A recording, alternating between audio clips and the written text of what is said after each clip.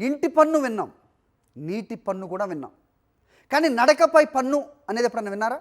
ఎప్పుడన్నా ఊహించారా? విశాఖలో స్వేచ్ఛగా నడవాలంటే ఇకపై పన్ను కట్టాలి.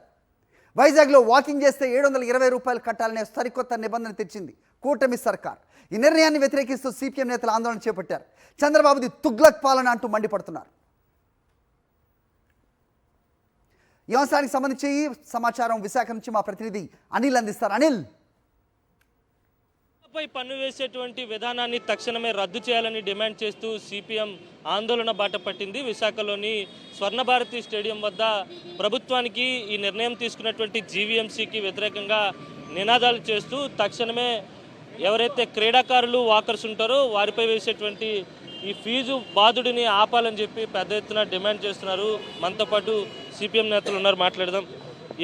గతంలో ఎప్పుడు కూడా ఎలాంటి పరిస్థితి లేదు. వాకర్స్పై పన్ను వేయడాన్ని మీరు ఎలా చూస్తారు?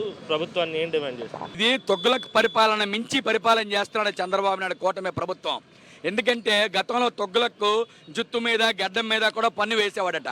ఇప్పుడు చంద్రబాబు నాయుడు గారి ప్రభుత్వం ఆదాయాన్ని పెంచుకోవడం కోసం ప్రజలు వినియోగించి అన్ని వస్తువుల మీద ప్రజలు మొత్తం అన్ని జీవితంలో అన్ని భాగస్వామి పార్శ్వాల మీద కూడా పన్నులు విధిస్తున్నారు. ఈ రోజున కాలుష్యం అనేది విపరీతంగా పెరిగిపోతుంది. ప్రజలు ఆరోగ్య సమస్యలతో షుగర్తోని బీపీలతోని చాలా ఇబ్బందులు పడుతూ ఉన్నారు.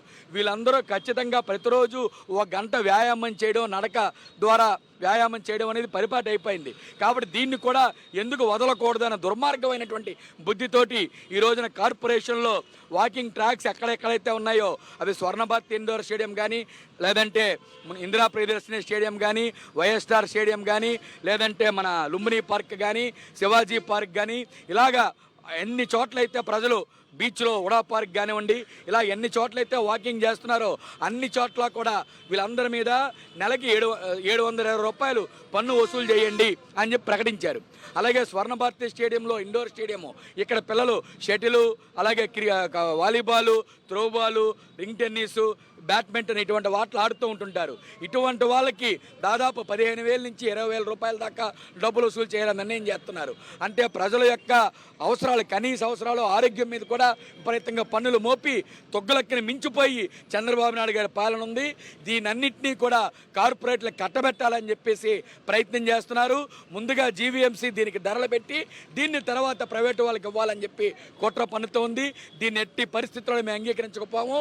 చంద్రబాబు నాయుడు గారి యొక్క పన్నుల పిచ్చిని వెంటనే ఉపసంహరించుకోవాలి, లేకపోతే ప్రజలే తగిన గుణపాఠం చెప్తారని హెచ్చరిక చేస్తున్నాం. మొత్తం ప్రజలందరినీ కూడా సమీకరించి ఈ లోపలే ఉమ్మడిగా సామూహికంగా నడక కానీ, సామూహికంగా వ్యాయామం కానీ, సామూహికంగా క్రీడలు ఆడించడం కానీ చేస్తాం. ఇప్పటికే భారతదేశం క్రీడల్లో అట్టడుగు స్థాయిలో ఉంది. ఇటువంటి వాటికి ఫీజులు పెడితే నేర్చుకునే వాళ్ళు కూడా ఇందులో రాకుండా పోయే పరిస్థితి ఉంటుంది. కాబట్టి ఖచ్చితంగా దీని మీద విధించిన అన్ని రకాల పన్నుల్ని రద్దు చేయాలని చెప్పి మేము డిమాండ్ చేస్తున్నాం. లేకపోతే తగిన మూల్యం చంద్రబాబు నాయుడు గారి ప్రభుత్వం చెల్లించుకోవాల్సి ఉంటుందని హెచ్చరిక చేస్తూ ఉన్నాం. మొత్తం మీద చంద్రబాబు పన్నుల పిచ్చి పరాకాష్ఠకు చేరింది. తక్షణమే ఈ నిర్ణయాన్ని వెనక్కి తీసుకోవాలి. వాకింగ్ చేసేవారికి, క్రీడాకారులకు పన్ను విధించేటువంటి నిర్ణయాన్ని ఉపసంహరించుకోవాలని డిమాండ్ చేస్తున్నారు. లేని పక్షంలో పెద్ద ఎత్తున పోరాడతామని ప్రభుత్వాన్ని హెచ్చరిస్తున్నారు. వీడియో జర్నలిస్ట్ అప్పలతో కలిసి అనిల్, సాక్షి టీవీ, విశాఖ నుంచి.